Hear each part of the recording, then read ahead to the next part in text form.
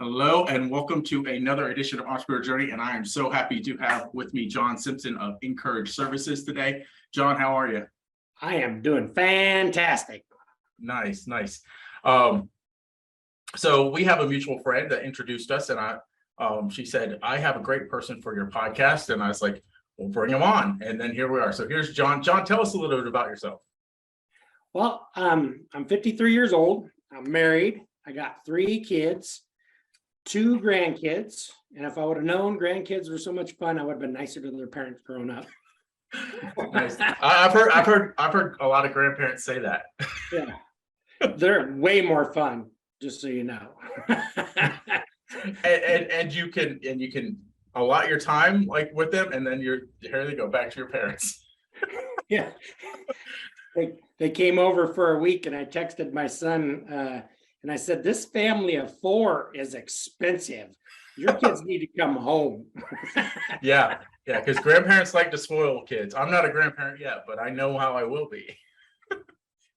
And his response was, tell me about it. You can keep them a little extra if you want. Nice.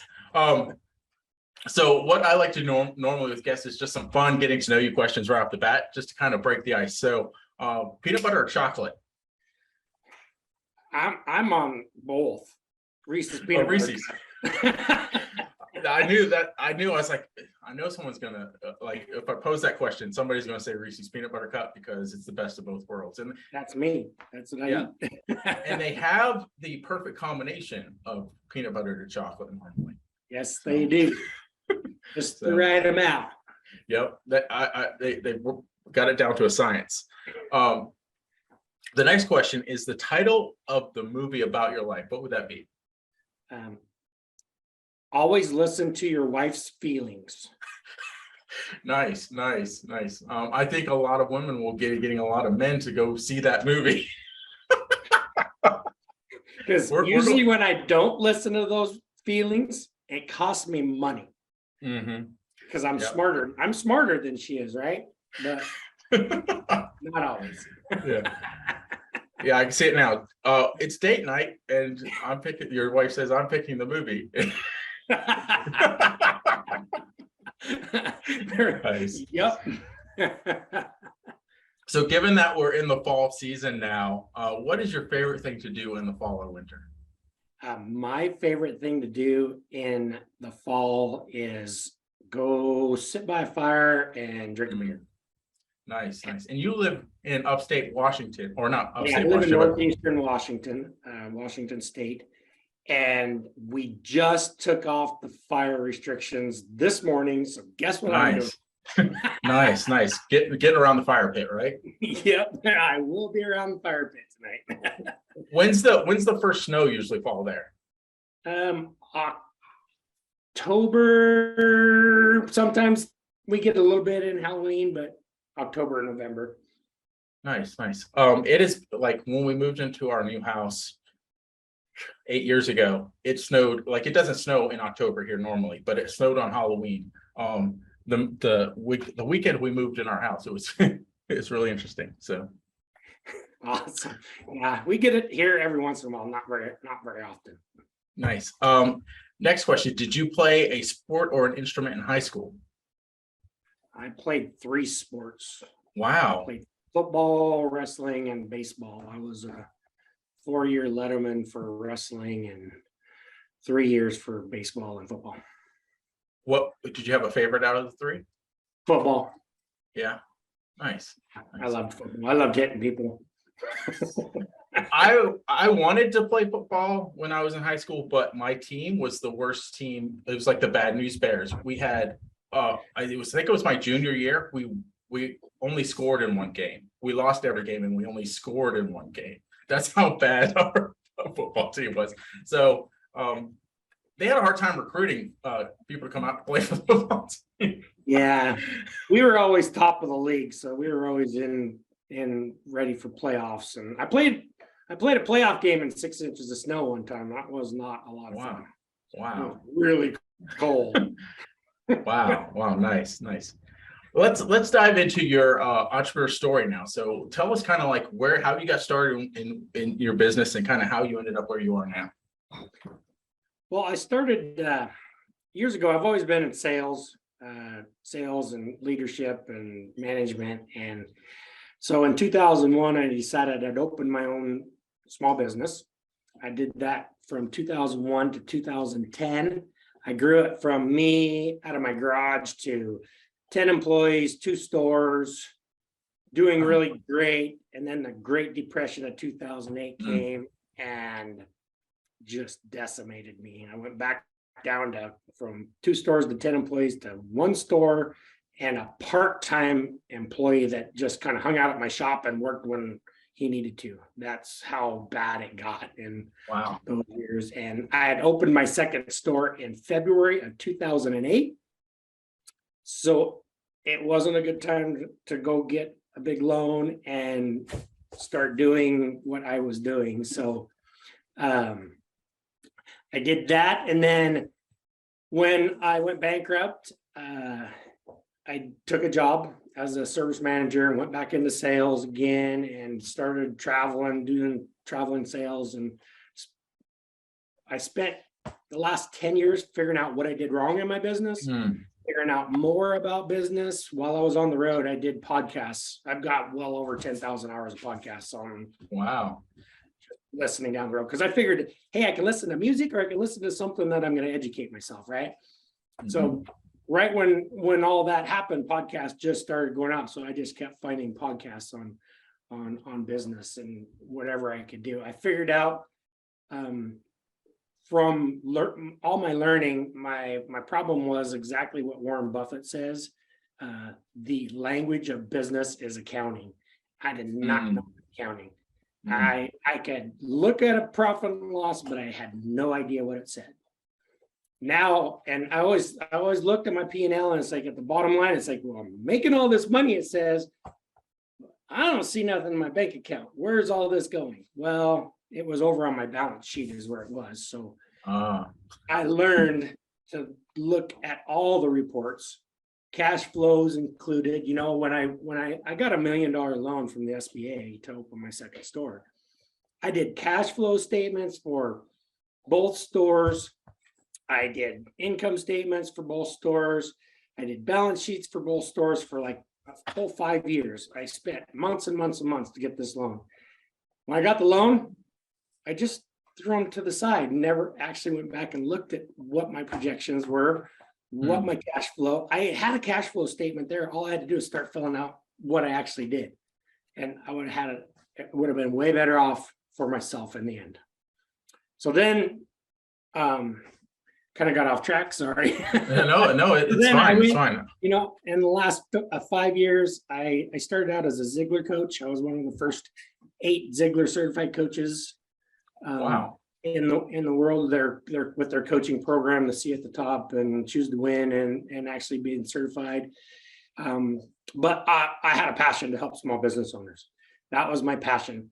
And small business owners, Ziegler's all about mindset, setting goals and they need to do that.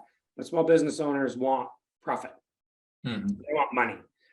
So I'm like, how can I integrate this? And I found a program that I started and it gave me everything that I needed to actually go out and help business owners. So that was my passion. That puts me where I'm at now, which is actually coaching businesses and helping them to grow the revenue and mainly their profits. Nice. Question. I'm going to tie some things together because I may be wrong, but wasn't it Ziegler that termed the phrase automobile university when you go back to listening to podcasts? I think you're right. Yes. Yeah. Automobile university was a big thing because he, you know, his tapes and all that. Automobile university. Yes, he did. Yeah. Back when you had to plug a cassette into the tape deck, Ziegler was where you actually had to pay for the knowledge, not get it for free. I mean, nowadays people don't realize. Nowadays it's free. I mean, yes. Back in the day, it wasn't. You know, you could find some because you know when I was doing sales before I started my company, I listened to a lot of Dave Ramsey stuff, but that was all talk radio and. There's only so much of there wasn't a lot of business stuff on there. There was finance stuff, but that's the only free stuff you could find. And Nice. now there's Well, what, 2 million podcasts out there, yep, including this one, Entrepreneur Journey. including this one. There's something else I want to. So one of the advantages I think you have is actually having gone through the failure in business, right? And the learning lessons that you had there, because what better way to teach from that perspective, right? Of what you already went through to keep others from going through the same thing. So that's one thing that I picked up from your story is really, really good. Yeah, I mean, that was probably the most important lesson. I always say that I got an MBA and it cost me $1.2 million is what my MBA cost me. Yeah. It was a really, really expensive MBA, but what I learned from it is, and that's what I help all my clients with right now is, because you got to help them with their mindset and keep them from doing stupid stuff. You know, going back to always listening to your wife's feelings. Well, that's because I was doing stupid stuff and wasn't listening to what she was saying. And I paid more stupid tax than most people have in their whole entire lifetime, you know. Nice. So use that to help people in the end. And that's what I like to do. That's what I just love, helping businesses. Awesome. So now let's dive into a little bit about that expertise. So one of the things that I saw on your website was you can find $100,000 for any business in about 45 minutes. Can you kind of describe, like, don't give away the trade secrets, of course, but kind of tell us what that looks like. There's really no trade secrets. It's getting on a call, and I've got software that I run every business through, and we can sit down, and in 45 minutes, I can run through that software really quick. And we'll dive into your business. It's asking questions and getting you to think about your business. And at the end, there's $100,000 in revenue that you're missing in your business. It's using strategies that you're not thinking of. And when we do it in the 45 minutes, we're only looking at 2 or 3 strategies that will actually get you to that $100,000. Wow. Sounds like anybody that wants to find that extra $100,000 in their business needs to schedule a call with you. And we're going to put that link to that call somewhere below, or a way to contact John below. So if that kind of got your ears perked up, and you're just like, I'd like $100,000 more for my business, let's go ahead and check out that link of John's below. That is, if this isn't a place, if it's a podcast, it'll be in the show notes. So check it out there. The next thing is, I'm a big marketing guy. I have a marketing agency, right? So I know you also have a passion for marketing and helping businesses along the marketing front as well. So what do you think some of the primary mistakes that a lot of small businesses make in marketing are? A couple of the big ones are they don't watch their return on investment. Everything is an investment in your company. And if you're going to invest money into something, it better be giving you a return. I don't care if that's an employee, if it's marketing, and you better be tracking it, you know, because if you don't, you can't manage something that you don't track, right? You can't do it. The other thing is they just so generic in their marketing. They gotta get their message correct. We use what's called the conversion equation. So you interrupt. What's the problem your customer has that they don't want? The engagement is the results they don't have that they do want. Then you do a little education, and then you have your offer. That interrupt is probably the most important thing. You got to know, the first thing you start with though is, who are you talking to? If you can't talk to everybody, because you know, if you talk to everybody, you talk to nobody. Exactly. So let's actually start talking to that person you want to deal with. And it could be like a group of people, you know, I've got a bathroom remodeler. We're actually talking to people that want their bathrooms remodeled. So we have an interrupt. I think his interrupt's going to be, do you have an ugly bathroom? And then his engagement is, do you not want an ugly bathroom? You know, it's that kind of stuff, and actually working on it instead of just throwing something out there. Yeah. And the worst thing they do is they put their logo out there. You know what? I've never seen anybody buy anything off of a logo. They put it front and center, and it's like, let's put that down here in the corner. Nobody cares about your logo. Yeah, they care what your solution, right? They care about the solution that you provide. So yeah, or the benefits, not features. You know, gotta watch that too, because we'll talk all about our features, and it's like, man, they want to know the benefit of that feature. So get on the other side of it. Yeah, going back to tracking, And there's still a lot of businesses that come from the pre-digital age, right? Where you put an ad on TV, you put an ad on the radio, you put a billboard up, hard to track, right? A lot of those things, unless you're at the person answering the phone call says, how did you find out about us? And then in the digital age, they forgot, like when they start doing digital marketing, they still not tracking. Like Right. they have all the tools to track it, but they're still not tracking. So that's a very, very good point. And also to your other point about knowing who your audience is, it's amazing how much further your marketing dollar goes when you talk to the right people, right? Otherwise, you're throwing money out there to an audience that's not listening. Exactly. And they throw money, and then they throw money at some kind of advertising, and they go, well, that didn't work. That didn't bring me any business. It's like, well, yeah, because it's just like everybody else's. Let's be different and do something different and actually have something to talk about. Don't just throw it out there. That's right. That's right. Very, very good. Now I want to kind of dive into business a little bit. I saw actually on another podcast, we talked about this, and I want to share this with my audience as well. You talked about the difference between growth and scaling. And I know a lot of entrepreneurs actually don't know that there's a difference. They kind of interplay those words. They mean the same thing, and when they actually don't. So can you kind of elaborate on the differences in those? Yeah, this comes from my mentor. But he talks about it all the time. There is growth and there's scale. But when you grow, that means your revenue is growing, but your expenses are only relatively growing with it. So you're adding an employee to grow your revenue. You know, you're adding a person, you're adding a building, you're adding something, but your expenses are growing with it. And neither one of these are bad. You just got to know the difference and make sure that you know what the difference is.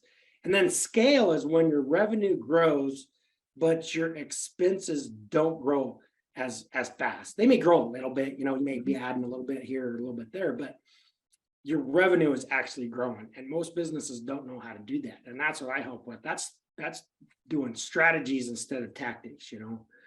Strategies eat tactics for lunch every day. And Yeah. Nobody works on strategies. They just go in, they're an operator, not an owner.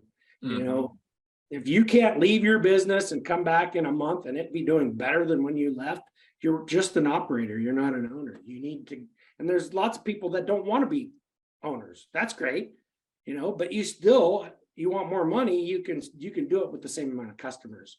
You don't actually need to even go get more customers. Yeah, again, I'm going to say that link to book a call with John will be below, because there's another great thing. If you can grow, if you could scale your business without adding more investment into your business, John can help you without adding a whole lot more investment into your business. John can help you with that. So very, very, very good points. So thank you, John, for such a great interview. We've shared so much value with the audience. Do you have, I've kind of already alluded to, there's going to be a link for people to find out more about you and get in touch with you. Anywhere else that people can go to find out more about you? I actually have two offers for everybody. They can meet up, do the $100,000 offer. Both of these, you can just email me, you know, and we'll just put my email address in the link, and you can just email me, and we can set up a phone call and we can talk. But the offers are, we can do the $100,000 and I can try and find you $100,000, or I will find you $100,000 in 45 minutes in your business. The other offer is I'm trying to find business coaches to help me, because I've grown to the point that I can only help so many businesses.